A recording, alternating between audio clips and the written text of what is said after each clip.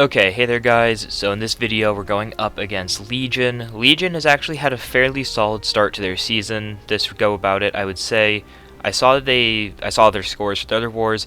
It was a little bit inconsistent, but they were top 5 in war rating, which is probably why we matched them. We tend to get a lot of those types of matches, so you know, they've obviously had a pretty solid start. This team is definitely on a team I've had before, but mainly just because that one champion. I've had Doom and Mr. Fantastic plenty and plenty of times before, right? So this is just masochism here, and I would say this fight is not overly complicated because Tigra will gain... Oh, I also had to wait for Global to be down, so this was like later in the day during the war. And so there wasn't any Global, so I didn't have to worry about me gaining buffs or anything like that. So pretty simple here. So I don't really have to worry too much because, right, the masochism now triggers an actual buff, so that will feed my Mystic Dispersion. Plus, during her specials, she has the Unblockable, but now I got up to my SP3, and Tigra has a very, very small health pool. It's one of the lower ones in the game, I want to say. So when you throw an SP3 with Doom, it kind of rinses through her, right? That's 28,000, that's a fair chunk of her health off. So that right there could have actually thrown the fight if something went wrong, because technically when she has the orange, I'm pretty sure it's the orange sense up, she has a chance to miss on the beams. Fortunately that didn't happen, because it is a fairly low chance, but that was definitely a risk, and I realized it like right after I'd thrown it. I was like, oh shoot. Okay, it's fine. Nothing happened. So for this long shot, typically Thing has been, since the strike counter, has been a fairly common option for strike counter, and all you want to do is you just get up to your 20 rock stacks and you never throw a single special. So, and the way that works is they end up building so many of their strike counters that every hit triggers protection, and if you have a Sig 200, you take 0 damage the entire fight. But I decided to kind of just throw specials, and it just... Thing's damage actually wasn't too bad because of that, because I was throwing specials and I was getting his Fury, and it's not like war health pools are the biggest in the game. So I don't know, it's definitely not the, in theory, like, easiest way to do it, right? You can just completely cheese this node by just relying on protection 100% of the time, but I found this pretty fun to actually be able to use my special attacks, and you hit kind of hard when you're actually getting your Furies off with Thing. So right here, all I'm doing is I'm just taking a few reparries, so that way all he'd get is those 2 Furies. I can drop an SP2 for 40k, and now I just have to go back in for one more combo. That's going to get me back up to another SP2, and that doesn't kill, and then I was like, oh, don't go to SP3. Okay. Really easy fight. Very simple. I kind of took an unorthodox approach, technically, by throwing my special attacks. So, big shout out to FZac in GT40 here.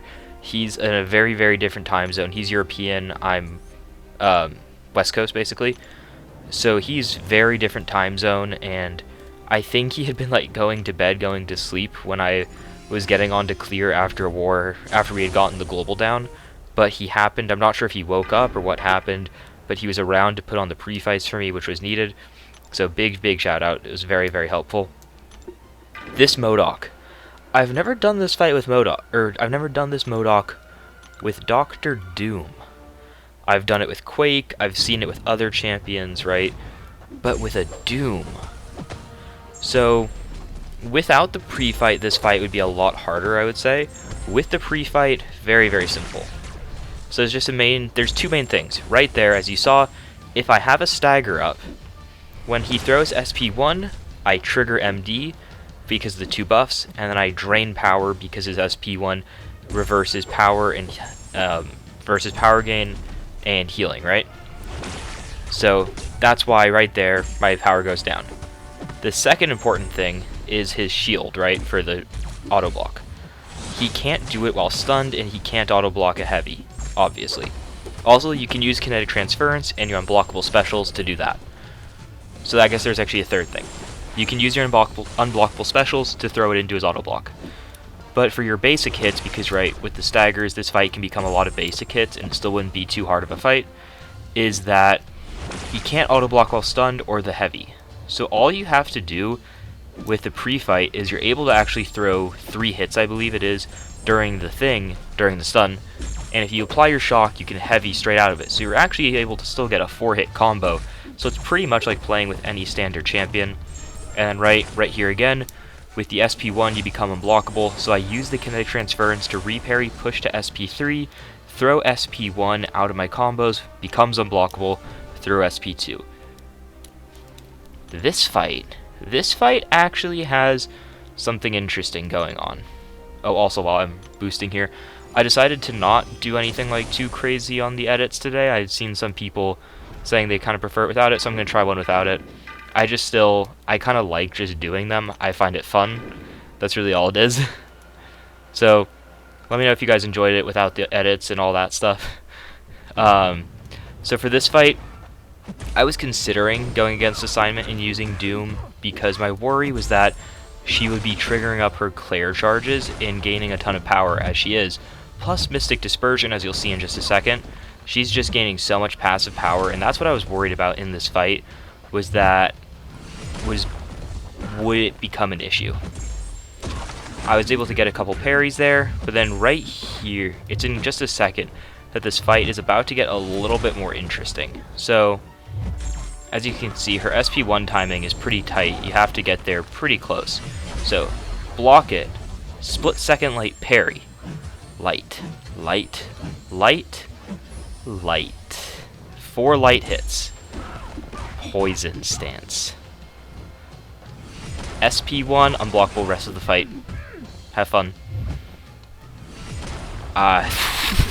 When I saw that happen, I just couldn't.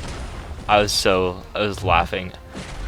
And right there, I ended on a medium hit, and I was trying to dash back to create distance to be able to bait out the special because I'm unblockable, so I can't tap block or anything while next to her.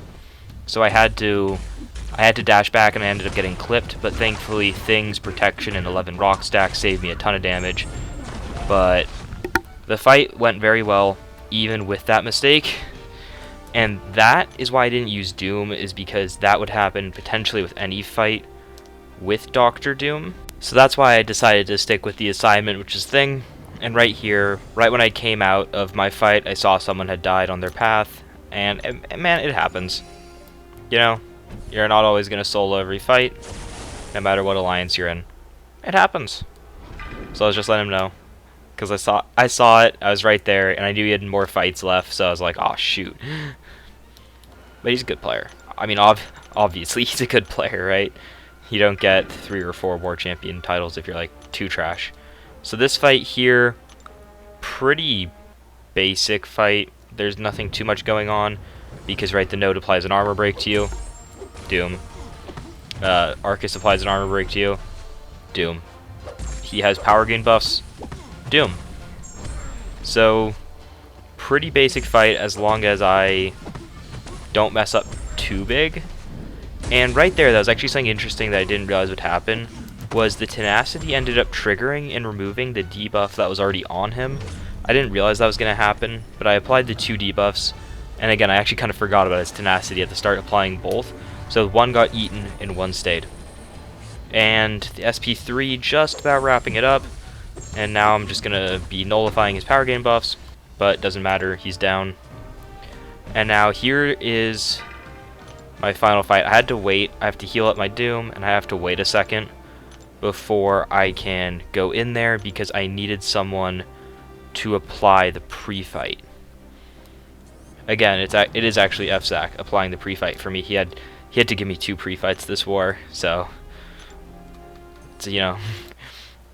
And I was about to buy the boost, but then I remembered that rip compensation, by the way. I should make a video on that, honestly, because I'm still kind of salty about the fact that it's taken away. I've seen some people saying stuff, you know, like GT40 done without it, but no, I'm just salty it's gone because, in my opinion, I don't think it was bad for the game. It made more people interested in actually playing. I know some friends that are like considering stopping AW because it's now gone, so it's a bummer. So I have this Killmonger here. That's the main reason Mr. Fantastic is here. I wasn't told to put his pre-fights anywhere. Nothing like that. So he's here for the armor break synergy. This fight, it's not a fight I'd say I struggle with. I've just like had weird things happen to me in this fight in the past, where like mainly in off season, where like the Killmonger will be very, very passive. He like won't intercept. He'll throw specials while I'm across the map holding block. I've had him do just really weird things on this node to me. I don't usually die here, especially not with like Doom and boosts. Off season or something with like a weird champion, sure, something will happen. But Doom in season with boosts and Mr. F, not usually where I'm dying.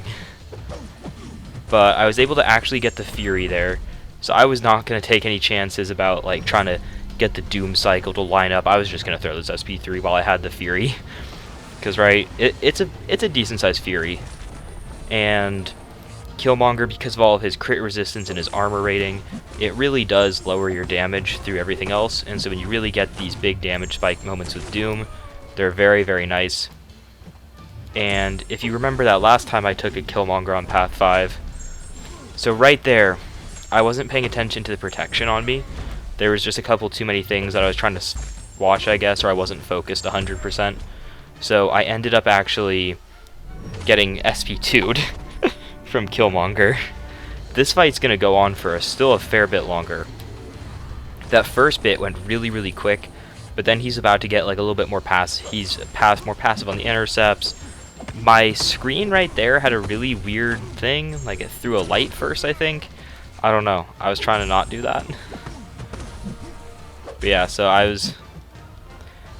that last Killmonger I took where I threw the SP3 while he had his reverb up, I still don't quite... Yeah, so I was trying to make sure that didn't happen again, so I was playing it a bit more slow. I was willing to take some like base hits of reverb because Doom, while boosted, I think he was close to 60,000 health or something, right? Maybe even higher because he's a rank 4. So I wasn't like too concerned about taking a bit of reverb here and there, especially if it's a low power reverb. But this SP1 should finish him off. But, so right, it's a 5:30 timer. So it was just about a 3-minute. Oh yeah, it's a 2:15 fight. Pretty, that's actually not even that long, if all things considered. So the score in this war do go crazy though. Right there, 1-1. Hey, you know, as I said though, it happens. Deaths are still gonna happen. But this was a really good war. I really enjoyed all my fights actually.